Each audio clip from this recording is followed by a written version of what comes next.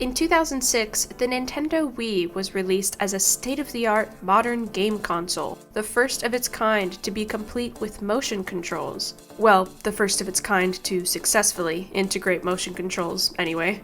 While others had tried and mostly failed to create an immersive gaming experience where real-life movements were translated into riveting gameplay, the Wii was the console that really hit the nail on the head. From sports to rock concerts to racing, seemingly nothing was off limits to be created into a Wii motion control ultra gaming experience. TM. I know what you're thinking, but Dream Jelly, how can I really feel like I'm actually racing or rocking or racquetballing, I ran out of R words, when all I have to play with is this flimsy little Wii remote? Well, this is where we enter the strange world of Wii gaming accessories. The Wii is certainly not the only console to have weird peripherals attached to its namesake, but I'd say it's definitely the most expansive. I've always known that there were a few different Wii Remote add-ons out there, but I never knew just how deep the rabbit hole went. The most notable of these accessories is arguably the steering wheel attachment that was officially made for Mario Kart Wii. I always thought these were kind of goofy, even as a kid, because they're obviously not needed to play. If my two 100%ed race profiles on the game without using these dumb wheels was anything to go by, yeah, I know. I was a really cool kid.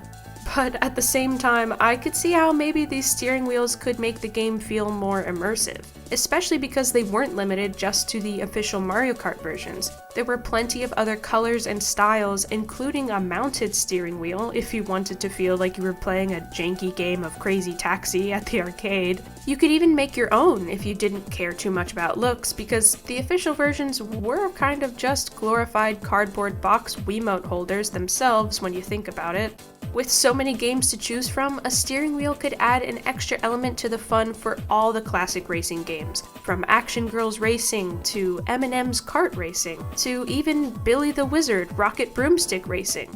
Okay, maybe not that last one, unless there's a broomstick Wii accessory I don't know about. But while these steering wheels can add a bit of harmless fun that maybe even helps some players grip the controllers better, they are only the beginning of a vast market of even more gimmicky and even more useless Wii Remote accessories that appeared during the height of the console. Everyone seemed to be so entranced by this new gaming console that offered a modern and immersive experience that they just couldn't help but also buy into the countless other attachments that also promised to enhance this new motion-controlled gameplay. Wii Sports, a game that needs no introduction, was one of the most popular games for the Wii, and as such, also garnered a good amount of accessories made for the game.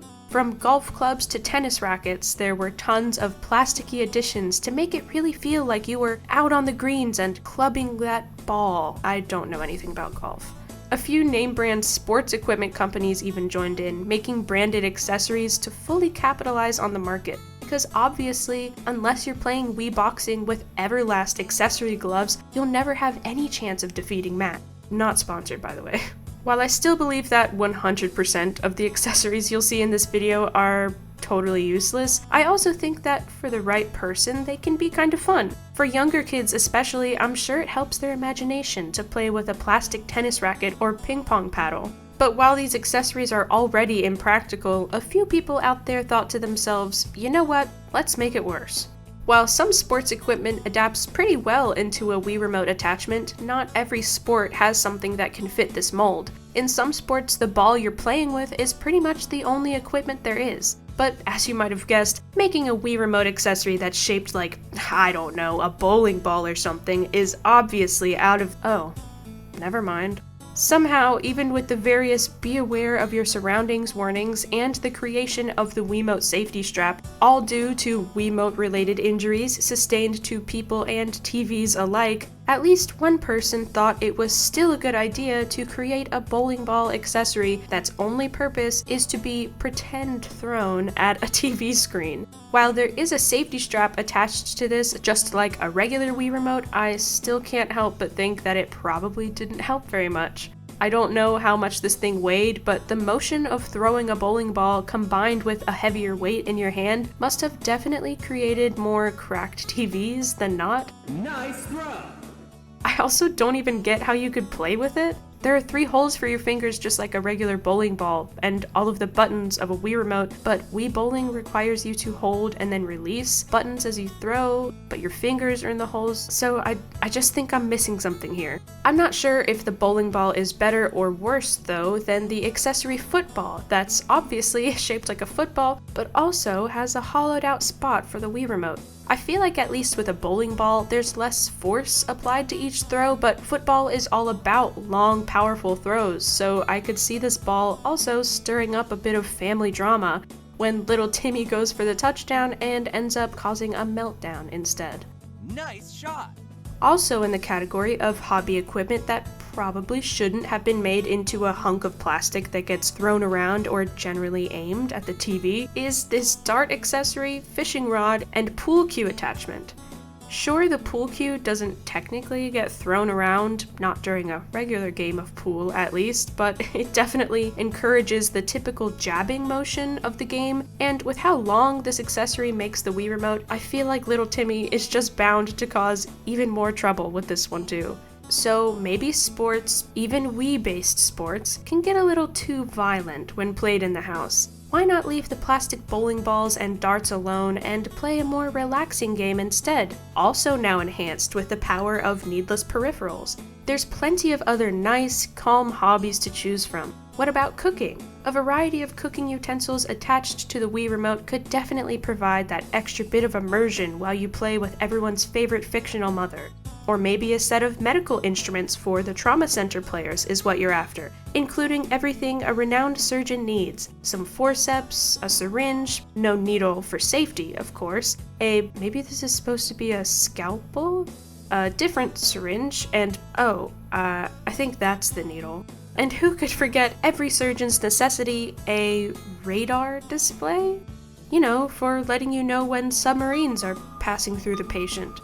Or, you know what, maybe you just need to sit down, stop pursuing athletics and submarines, and get creative and draw. I don't really have a joke for this one, it just seems like a cool addition, 10 out of 10. While Wii Sports can get a little involved, surely its sequel, Wii Sports Resort, might be a little less intense. I mean, it has resort in the name. Well, with sports like canoe paddling, archery, and swordplay, I'd say it's still not exempt from dangerous activities, or at least activities that can very quickly become dangerous when snapping a special plastic attachment onto a game controller.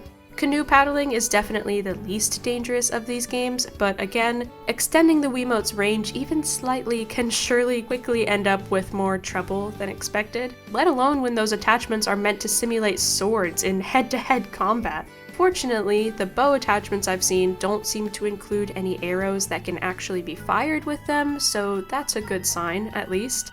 Unfortunately, I can't say the same about the official Nerf gun accessory, which simulates a gun in the official Nerf game as well as shoots real Nerf darts between game rounds.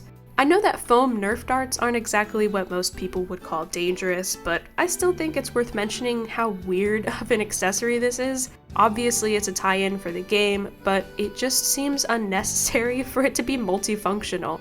In addition to the Nerf gun, there's also a strangely large range of other Wiimote gun accessories. For a console that mainly hosts family-friendly games like M&M's Kart Racing and every Pets with a Z title you can think of, I had no idea that the Wii had so many titles that included guns in them at all, let alone that it would create such a market for various Wii Remote firearm accessories. While on the subject of weapons, it's worth mentioning the crossbow attachment made for Link's crossbow training, the Master Sword and Hylian Shield made for Twilight Princess, and the knife and gun made for Resident Evil: The Umbrella Chronicles. There's also this unbranded combat pack of accessories I found, and with how silly this tiny sword and even tinier shield are, I don't care how epic these are supposed to make combat gameplay look, these just look silly.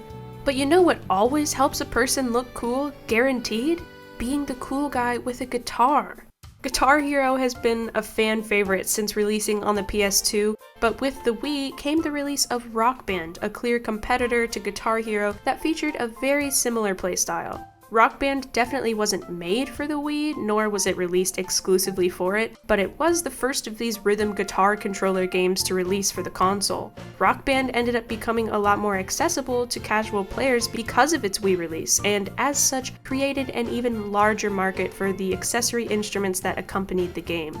I feel like these are worth mentioning as Wii accessories, even if they don't totally fit with the others. I think the Rock Band and Guitar Hero peripherals deserve an honorable mention. As far as more fitting Wiimote musical instrument pieces go, there are a pretty varying amount of attachments to presumably complement Wii music. And for fans of rhythm games more than orchestra simulators, there's also a game seemingly entirely about shaking maracas, which, of course, also has colorful maraca attachments that really elevate the experience.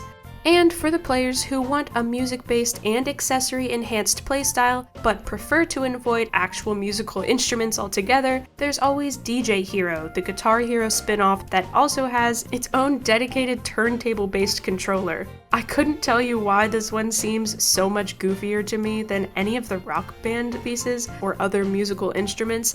It just makes me giggle. Alright, I've had enough of all this sitting around and throwing bowling balls and saxophones at the TV. Whatever happened to kids being active? It's time we segue over to the Wii Fitness section of this video and get our exercise on. I'll take us there by flying my Wiimote controlled airplane, or if you want, we can take a spin in my inflatable Wiimote supported go-kart, whichever you prefer. The Wii Balance Board and its accompanying game, Wii Fit, is another title that really needs no introduction. Clearly, with the premise of motion-related controls, there had to come a point of amping up that motion into full-on movement, making video games healthy. Or close enough, I guess. The Wii Balance Board itself is obviously an unforgettable, somewhat trauma-inducing item on its own, but the Wii Fit game titles also inspired other game makers and accessory makers to create even more fitness-based pieces to accompany the average video gamer's Wii-based fitness journey. I think the Wiimote dumbbell attachments are most similar to the steering wheels of regular Wii gaming, if I had to draw an unnecessary comparison. They come in lots of different styles and colors and seem to function the most similarly to the actual product they're trying to mimic. A good amount of these dumbbells also had actual weight to them, so they were a bit more than just fancy pieces of plastic disguised as fitness tools and were actually somewhat functional. They could also be used for a variety of Wii Fit games, or I guess any game really. Maybe you don't want the added difficulty of lifting an extra kilo of weight when in the middle of a heated Mario Kart race, but maybe you just aren't enough of a gamer to accept the challenge. For a more involved Wii-based workout, a rowing machine accessory was also available as a fitness add-on, though it would be a little harder to play Mario Kart with this one, so I think it was mostly only good for the very few rowing-related games that the Wii had to offer. And as a general rule for most of these products, the more specific to a certain genre or game they are, the more useless they're gonna be when you're not playing that game. I don't think anyone wants to bother being the first player to 100% Twilight Princess while wielding the frying pan attachment, but maybe I could be wrong. The Wii Balance Board itself also received some unofficial pieces to complicate the system even further, with a snowboard/skateboard attachment and even a push-up bar being available for only the most avid of fitness heads. Does anyone call them that? I think we should start calling them that. The snowboard attachment reminds me of this snowboarding plug-and-play I played once as a kid, picking it up from the thrift store just because the snowboard that you actually stand on seemed like the coolest thing ever.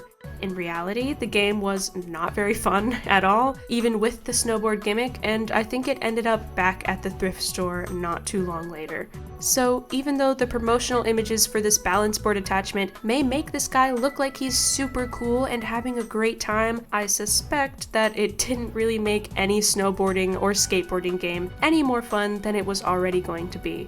Sorry to disappoint you if a Wii Balance Board snowboard/skateboard attachment was, for some reason, on your shopping list. And as for the push-up bar, I don't know. I told you I have two 100% Mario Kart Wii profiles, and I make YouTube videos for a living. Do you really want my opinion on fitness equipment? Given that the balance board could withstand a regular body weight when standing, I'm sure the push-up bar functioned well enough for what it was when it was mounted on top. though it still seems like if you need a game and a balance board and a push-up bar for your Wii just to get some exercise in, maybe it would be best to just invest in a gym. If you prefer to have a real-life instructor with your workouts instead of the Wii Fit people, and if you happen to be a Spice Girls fan, then you're in luck, because Mel B created her own line of Wii fitness accessories to go along with her game where she leads different fitness instructions. She had some pieces that were essentially just branded with her name and face, from her own balance board to dumbbells to a step riser, but I figured that this whole line was worth mentioning because of a unique item that was new to the Wii Fit world from her brand. It was a nunchuck with a built-in pedometer for tracking steps while exercising, which is nice in theory, except it obviously only tracks in-game movement, and again, I feel like if you're going to go as far as to buy a pedometer for your workouts, maybe just buy a regular one and skip out on the ex-Spice Girls Wii game altogether. One of the most involved Wii peripherals has to be the Cyberbike, which is another item that was made to complement a Wii fitness game with the same name.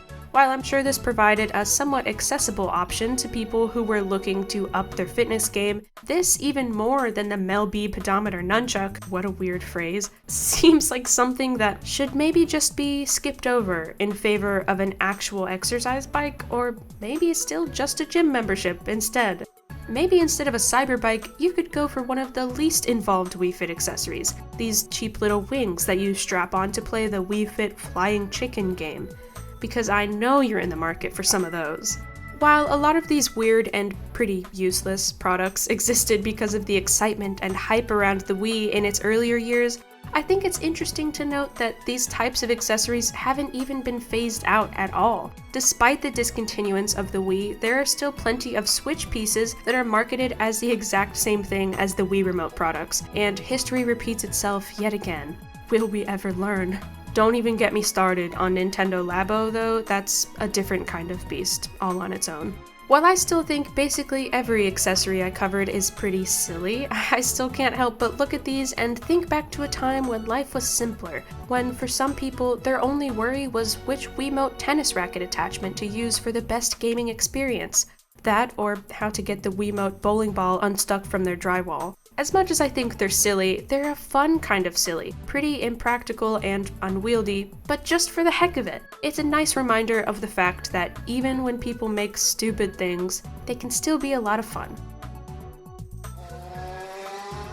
A huge thank you to Kayla Geary, Bunzo, Dylan Webb, Joe Cheeseman, Johan Ake, Kevin Evans, Mark Kent, M. Wee, Paige, Paper Sam, Sarah, The Guma Mattress, Unan Omondor, and the rest of my patrons for supporting me. I made a patron-exclusive Wii game for all of you that can only be played using the super high-tech Dream Jelly Wii Remote accessory. Please don't ask what it does, I'm too scared to use it after the bowling ball and the TV incident.